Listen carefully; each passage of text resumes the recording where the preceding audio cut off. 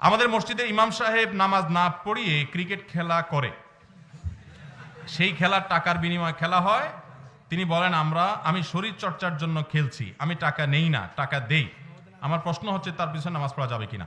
দেখুন, ইমাম সাহেব আদৌ এটা করেন কিনা আমি জানি না। এ ধরনের প্রশ্ন দিয়ে এরপর ইমাম সাহেবকে ফাঁসাবেন, সমাজে যায় তারে কোণঠাসা করবেন, সেটা যদি ভুলভাল তথ্য দিয়ে করেন তাহলে আল্লাহর কাছে অবশ্যই আপনি দায়ী থাকবেন। এমনটি করা উচিত না। তবে আমি সাধারণ কথা বলে রাখছি, কোনো খেলা যদি খেলোয়াড়রা নিজেদের মধ্যে টাকা পয়সা আদান প্রদান করে, যে জিতলে আমরা টাকা পাবো, তোমরা দিবা, আর হারলে আমরা তোমাদেরকে টাকা দিব, এরকম যদি আদান প্রদান হয় তাহলে এটা জুয়ার অন্তর্ভুক্ত হবে এবং এটা জায়েজ না, এটা হারাম। কিন্তু এছাড়া শারীরিক কসরতের জন্য যদি ইমাম সাহেব খেলে, আমাদের দেশে ইমাম সাহেবদের জন্য সবই নিষেধ। আমি ঢাকায় যখন ইমামতি করতাম 2003-04 সালে কথা, আমার এক মুসল্লি আমাকে একবার বলতেছিল, হুজুর আপনার সবই ভালো লাগে কিন্তু হাঁটাটা না পছন্দ হয় না আমার কাছে। পুরো আমি বললাম, আপনি কি আমাকে বিয়ে শাদী করার নিয়ত করছেন? এটা তো কোনো মেয়ে দেখতে গেলে মানুষ এসব বলে টলে, এটা কোন ধরনের কথা যে ইমাম সাহেবের হাঁটা আপনি খুঁজতেছেন? আপনি আমার কথায় না শুনবেন। ভাইরা আমার, আমাদের সমাজে অনেক মানুষ আছে হুজুরদের কিছুই তাদের ভালো লাগে না। হুজুররা দাওয়াতে আগে গেলে বলে, দেখছো হুজুররা আগে আগে এসে বসে থাকে, পরে গেলে বলে হুজুরের টাইম টেবিল ঠিক ঠিকানা নাই, হুজুরদের কোনো দিকে যাওয়ার রাস্তা নাই, অনেক টাকা পয়সা হয়ে গেছে, হুজুর মানুষ দেখছো দুনিয়ার ধান্দা। আবার টাকা পয়সা করে নাই, শুধু পরের তার উপরে খায়া থাকে, নিজে কিচ্ছু করে না। উভয় সমস্যা আছে না নাই? শয়তান ওলামাদের বিরুদ্ধে মানুষকে লাগায় দেয়, এটা চক্রান্তের অংশ।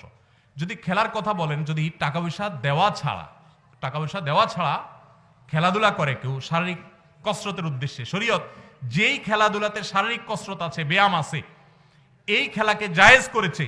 যদি কখনো জেহাদের প্রয়োজন হয় তাহলে আমি নিজের শরীরকে ফিট রেখে আল্লাহর রাহে আমি লড়বো, এই নিয়ত করে যদি সে শারীরিক কসরত করে তাহলে এটা তো ইবাদত হবে। কথা বুঝেন নাই? তবে ইমাম সাহেব নামাজ না পড়ায়া খেলে আমার কাছে এটা বিশ্বাসযোগ্য মনে হচ্ছে না, এরকম হওয়ার কথা না। যদি সেরকম হয় তাহলে সেটা অবশ্যই নিন্দনীয়, সেটা ইমাম সাহেব কেন, মুসল্লির জন্য। কিন্তু আমার কথা হলো, প্রশ্নটা এরকম আসলো কেন? প্রশ্ন এরকম আসতে পারলো না, হুজুর আমাদের অনেক মুসল্লি আছে ক্রিকেট খেলে এবং খেলা মজে যায়, এজন্য নামাজ পড়তে আসে না। এইরকম প্রশ্ন তো কোনোদিন আসে না। প্রশ্ন আসে, হুজুর ইমাম সাহেব বিয়ে না করলে তার পিছনে নামাজ পড়া যায় আছে কিনা। আমি বলি, প্রশ্ন এরকম আসে না কেন যে ভাই মুসল্লি সাহেব বিয়ে না করলে নামাজ পড়া যায় আছে কিনা। ফতোয়া সব এদেশে দুই শ্রেণীর মানুষের ব্যাপারে, এক হলো মসজিদের ইমাম সাহেব, মুয়াজ্জিন সাহেব, আর একটা হলো মহিলা। এদের ব্যাপারে ফতোয়া সবচাইতে বেশি। গোসল ফরজ হয়েছে, এখন মহিলারা গৃহস্থলী কাজ করতে পারবে কিনা গোসল করা ছাড়া। কেন এই প্রশ্ন আসে না কেন? ছেলেরা দোকানদারি কাজের কাম করতে পারবে কিনা গোসল করা ছাড়া। তো এই সমাজে এরকম আমাদের কিছু কুসংস্কার আছে, আলেমদের বিরুদ্ধে আমরা সেরকম অনেক সময় লাগি।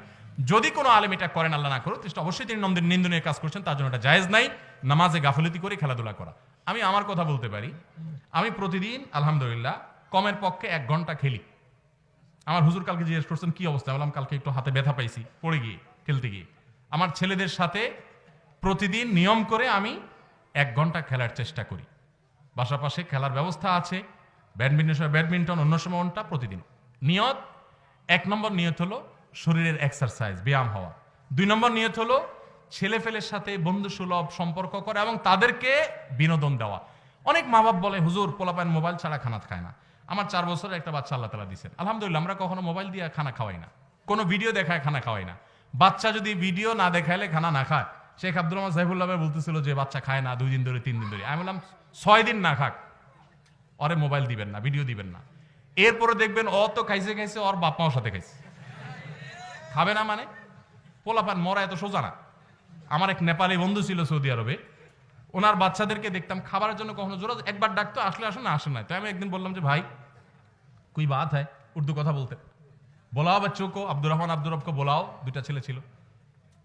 তো আমার বললো, ইয়ার পেট উনকা হ্যায় কে মেরা, পেট কি তার না আমার, ছোড়ো মগজ মারি, মানে মাথা নষ্ট কেন করতেছ। আমি অবাক হয়ে গেলাম। অনেক অভিভাবকরা, বিশেষ করে আমাদের ছোট ছোট বাচ্চা যারা আছে, 99% মানুষ হবে আমার ধারণা যে বাচ্চাদের মোবাইল দেখানো ছাড়া খানা। কারণ কি? কারণ বাচ্চাদের ফিজিক্যাল কোনো খেলার ব্যবস্থা আপনি, ওর তো কিছু একটা নিয়ে বেঁচে থাকতে হবে।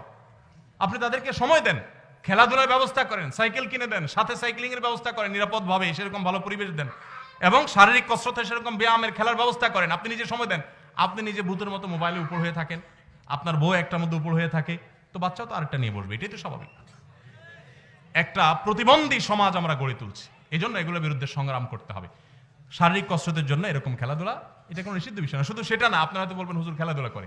আলহামদুলিল্লাহ, আমার বাসায় যত সবজি আমরা খাই, আলু ছাড়া কোনো আইটেমের সবজি নর্মালি আমরা টাকা দিয়ে কিনে খাই না, নিজেরা আমরা ক্ষেত করি।